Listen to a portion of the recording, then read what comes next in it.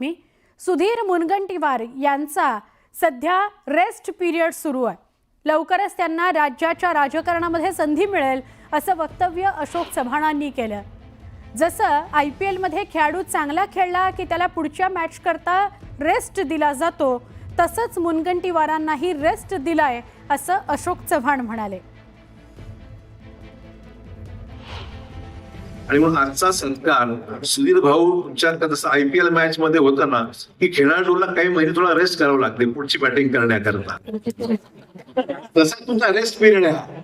IPL match मध्ये विराट कोहली चांगला खेळल्यानंतर थोडा ब्रेक दिला जातो, तो ब्रेक या करता त्यांनी थोडा आराम रेस्ट करावा आणि पुन्हा जेवून ते उठून पुन्हा जोरदारपणे बॅटिंग करावी, त्याकरता ही रेस्ट पिरियड आहे। हा रेस्ट पिरियड लवकर संपेल आणि महाराष्ट्राच्या राजकीय कारकिर्दीमध्ये पुन्हा जोरदार बॅटिंग करण्याकरता तुम्ही तयार व्हाल।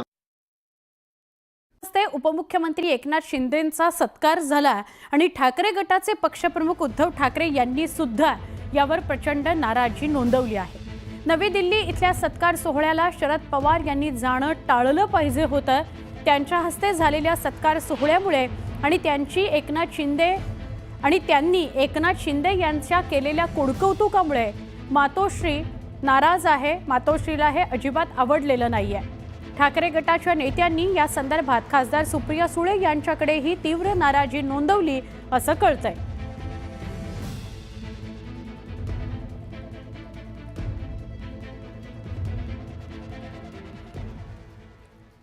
मंत्री शंभूराज देसाई यांनी राऊतांनी केलेल्या टीकेला उत्तर दिलंय। राऊतांनी पवारांवर केलेली टीका नैराश्यातून आलेली आहे। इतकेच मतभेद असतील तर मग मवियातून बाहेर पडा, हिम्मत दाखवा असा टोला त्यांनी लगावलाय। संजय राऊत इतके मोठे झाले का हो? पवार साहेबांनी जी भूमिका घेतली ती बरोबर आहे का चुकीची आहे ह्याच्यावर भाष्य करण्या एवढे मोठी तरी राजकीय उंची संजय राऊतांची नाही असं माझं मत आहे। संजय राऊतांना वैफल्य आलेलं आहे।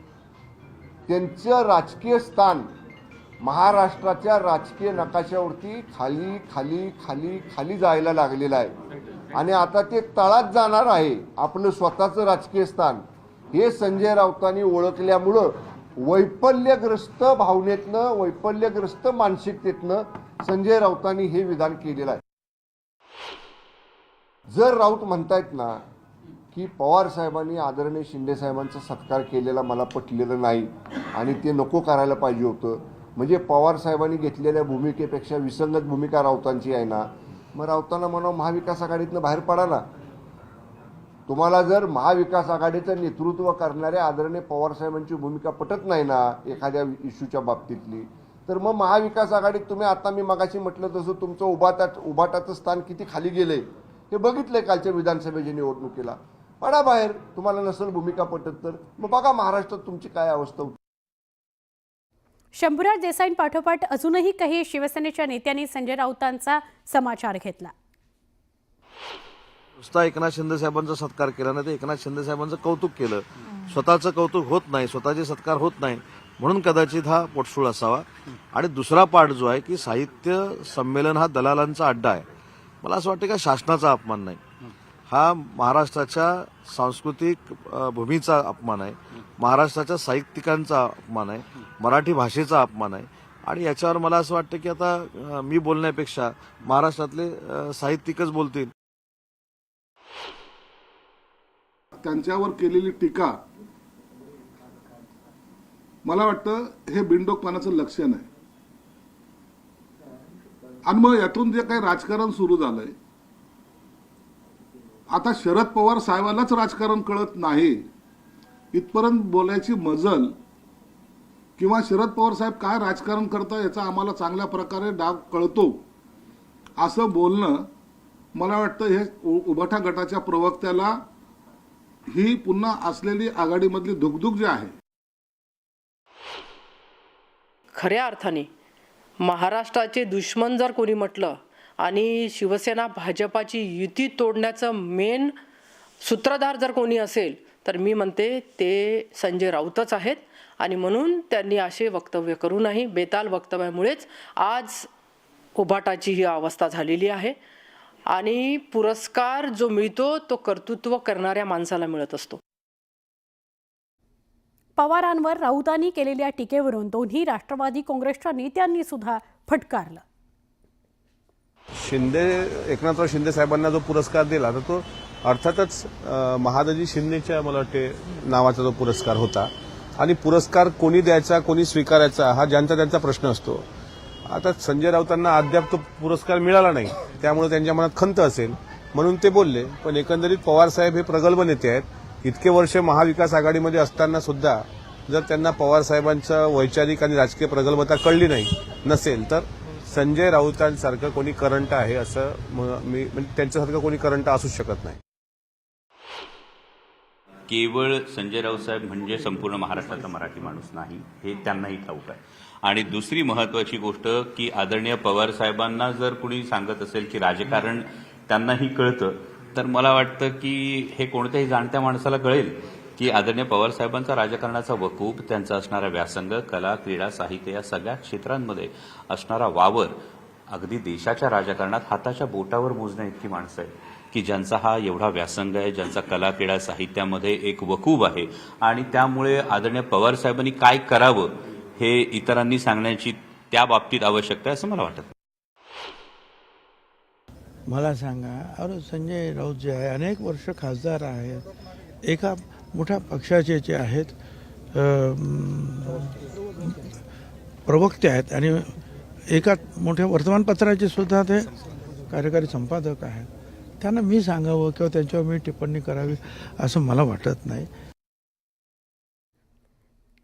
शरद पवारांनी टाकलेली गुगली ही कुणालाही समजत नाही. बाजूला बसलेल्यांना आणि बाजूला बसवणाऱ्यांना सुद्धा ती समजत नाही. पण पवारसाहेब मला कधी गुगली टाकणार नाहीत असं वक्तव्य राज्याचे उपमुख्यमंत्री एकनाथ शिंदे यांनी केलं. राजकारणात नातं कसं जपायचं हे पवार साहेबांकडून शिकावं असं म्हणत त्यांनी एकनाथ शिंदेंनी शरद पवारांवर कौतुकाचा वर्षाव केला.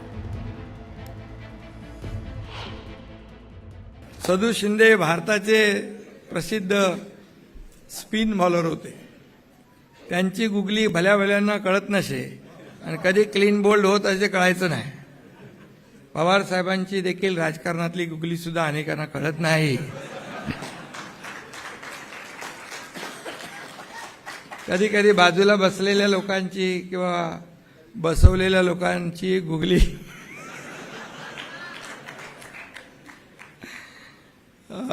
पण माझ्याबद्दल थोडं मी वेगळं सांगतो. माझे आणि पवार साहेबांचे अगदी प्रेमाचे आणि जिव्हाळ्याचे संबंध आहेत. त्यांनी आजवर मला कधी गुगली टाकली नाही. आता पवार साहेब आहेत ते, त्यांच्या गुगलीविषयी अपप्रचार आहे. गेल्या काही काळामध्ये महाराष्ट्राचं राजकारण हे फार विचित्र दिशेने चाललेलं आहे. कोण कोणाला टोप्या घालते आणि कोण कोणाच्या टोप्या उडवत आहे, कोण कोणाला गुगली टाकते आणि कोण स्वतःच हिट विकेट होत आहेत, हे पुन्हा एकदा समजून घ्यावं लागेल. नवी दिल्लीमध्ये सुरू असलेलं साहित्य संमेलन म्हणजे राजकीय दलाली आहे असा घणाघात खासदार संजय राऊतांनी केलेला आहे. हे दलाल आणि भ्रष्टाचाराचं साहित्य संमेलन आहे अशी टीका सुद्धा त्यांनी केली. यावेळी बोलताना साहित्य संमेलनाच्या आयोजकांवरही ते भडकले. मला साहित्य संमेलनाचं निमंत्रण आलेलं असलं तरी मी साहित्य संमेलनाला जाणार नाहीये असं राऊतांनी म्हटलंय. राज्याचं राजकारण विचित्र दिशेने चाललंय अशी टीकाही त्यांनी केली आहे. राज्याचे उपमुख्यमंत्री एकनाथ शिंदे यांचा महादजी शिंदे पुरस्कारानं राष्ट्रवादी काँग्रेस शरदचंद्र पवार पक्षाचे अध्यक्ष शरद पवार यांच्या हस्ते करण्यात आला. यावेळी शरद पवार यांनी एकनाथ शिंदे यांच्यावर कौतुकाचा वर्षावही केला होता. त्यावरूनच संजय राऊत भडकले.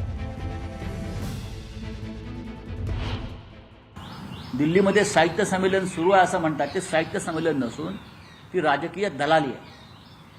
कोणालाही कसे पुरस्कार देत आहेत, कोणाचे कसे सत्कार करतायत राजकीय लोकांचे, काय आहे यांचा साहित्याशी संबंध काय आहे.